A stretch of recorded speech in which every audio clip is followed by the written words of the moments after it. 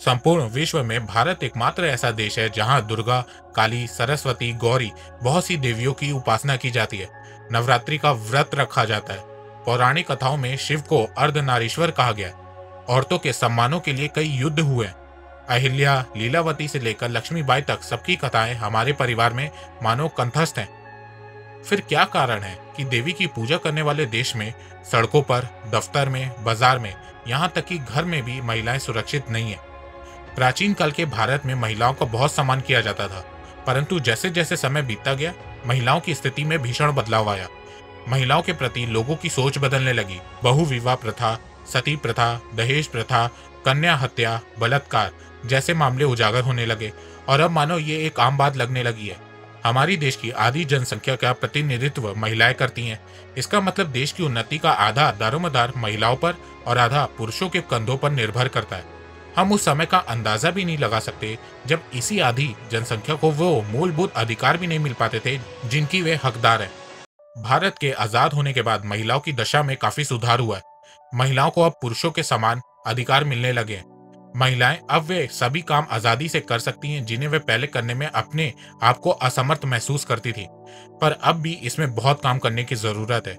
आज भी हमारे देश में महिलाएं पूरी तरह सुरक्षित नहीं है और ये बात सब जानते हैं।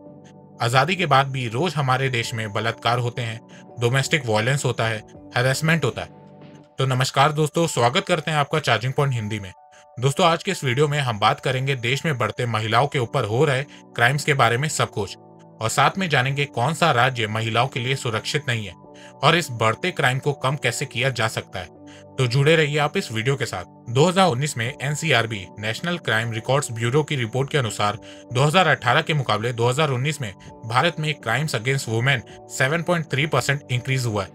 NCRB national crime record bureau Indian government agency है जो मिनिस्ट्री ऑफ होम अफेयर्स के अंदर आती है। इसकी स्थापना 11 मार्च 1986 को हुई थी। एनसीआरबी इंडियन पिनल कोड और स्पेशल एंड लोकल लॉज के तहत क्राइम डाटा को एनालाइज और कलेक्ट करती है और फिर हर साल भारत में महिलाओं के ऊपर हो रहे क्राइम्स का डाटा निकालती है। तो आगे मैं जो भी डाटा बताऊंगा उसको आप एनसीआरबी की ऑफिशियल वेबसाइट पे चेक भी कर सकते हैं। इसके लिंक डिस्क्रिप्शन में है। जहां 2018 में 3,78,236 क्राइम अगेंस्ट वुमेन के केसेस रजिस्टर्ड हुए थे, वहीं 2019 में 4,05,861 क्राइम अगेंस्ट वुमेन के केसेस रजिस्टर्ड हुए हैं। 2019 में क्राइम अगेंस्ट वुमेन के केसेस में 7.3% इंक्रीज देखने को मिला है। 2019 में क्राइम अगेंस्ट वुमेन के केसेस में majority of cases cruelty by husband और हिज रिलेटिव, डोमेस्टिक वायलेंस के 30.9% केसेस हैं। उसके बाद assault on women with intent to outrage her modesty के 21.8% केसेस हैं। किडनैपिंग ऑफ वुमेन के 17.9% केसेस हैं और रेप के 7.9% केसेस हैं। साल 2018 में प्रति 1 लाख महिला आबादी पर 58.8% केसेस रजिस्टर्ड हुए थे। वहीं 2019 में प्रति 1 लाख महिला आबादी पर 62.4% केस रजिस्टर्ड हुए। अब आपको बताता हूं कि कौन से स्टेट में सबसे ज्यादा महिलाओं के साथ क्राइम होता है। क्राइम्स अगेंस्ट वुमेन में सबसे टॉप पे उत्तर प्रदेश है। कई सालों से उत्तर प्रदेश टॉप 3 में है। 2019 में उत्तर प्रदेश में क्राइम अगेंस्ट वुमेन के 59,853 केसेस रजिस्टर्ड हुए थे। 2019 के टोटल केसेस में से 14.7% केसेस सिर्फ उत्तर प्रदेश से थे।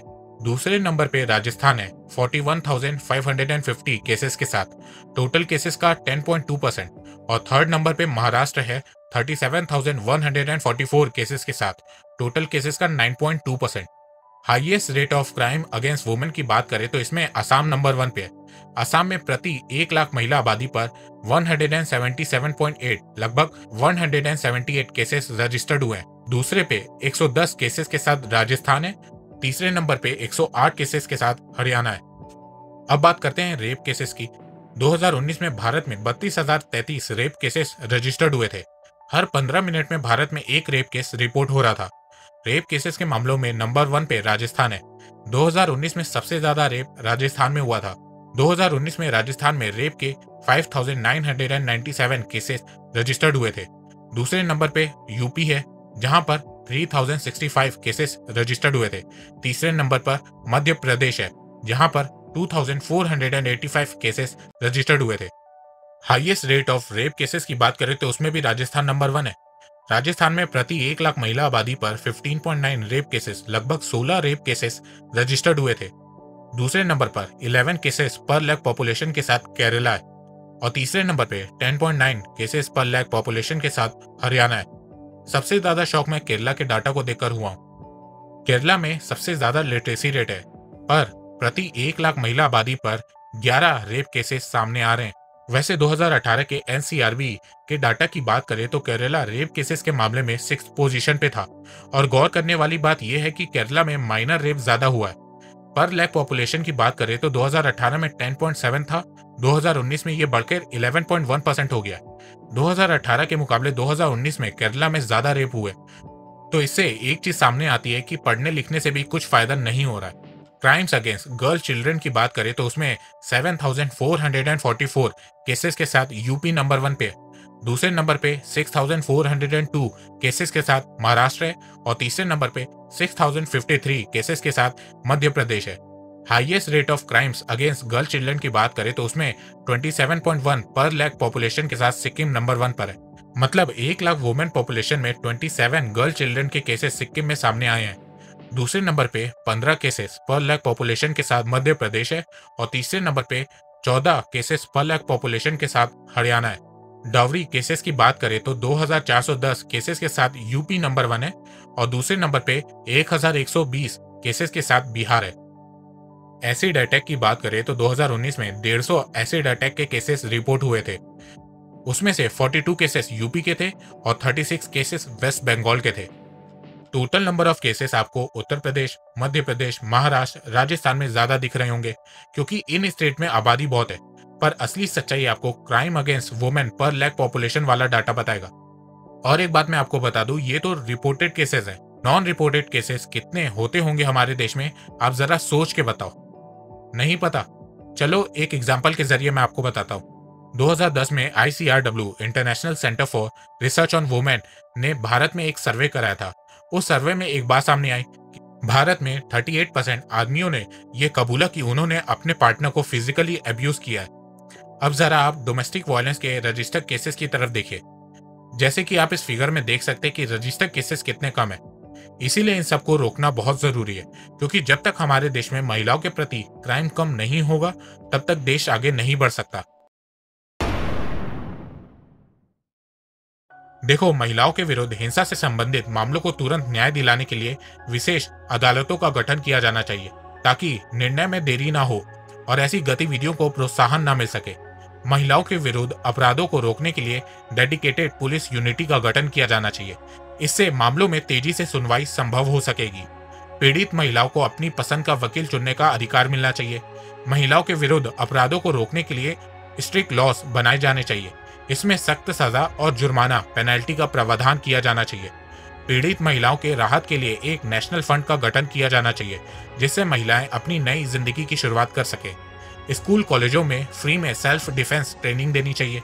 टीवी, रेडियो, न्यूज़पेपर, मैगजीन में महिलाओं के साथ छेड़छाड़, बलात्कार, एसिड फेंकने जैसे अत्याचारों को रोकने के लिए जागरूकता फैलानी चाहिए। यदि महिलाओं के विरुद्ध होने वाले अपराधों और अपराधियों को समाज बहिष्कार कर दे तो अन्य लोग ऐसा अपराध करने की हिम्मत नहीं कर सकेंगे क्योंकि हमारे देश में कानून से लड़ना आसान है पर समाज से लड़ने की हिम्मत बहुत कम लोगों में होती है। कुछ लोगों को मैं यहाँ फेमिनिस्ट लग रहा हूँ, पर सच्चाई ये है कि 1947 से 2020 तक कुछ नहीं बदला है। बहुत सी सरकारें आई गई, पॉलिटिक्स हुई, पर कोई इसको कंट्रोल नहीं कर पाया। कुछ लोग इन सब चीजों में भी धर्म, जाति ढूंढते हैं पॉलिटिक्स करने के लिए। लगता है शायद हम भूल चुके हैं कि सारी स्त्रियों का सम्मान करना चाहिए क्योंकि जो स्त्री का अपमान करता है वो माँ का अपमान करता है और जो माँ का अपमान करता है उसका पतन निश्चित है। हम हिंदुस्तानी हैं तो स्त्री का सम्मान करें। तो दोस्तों, अगर आपको मेरी ये वीडियो पसंद आई है तो आप इस वीडियो को लाइक कीजिए और अब आप मुझे सपोर्ट भी कर सकते हैं पेट्रियन और यूट्यूब में ज्वाइन बटन के थ्रू।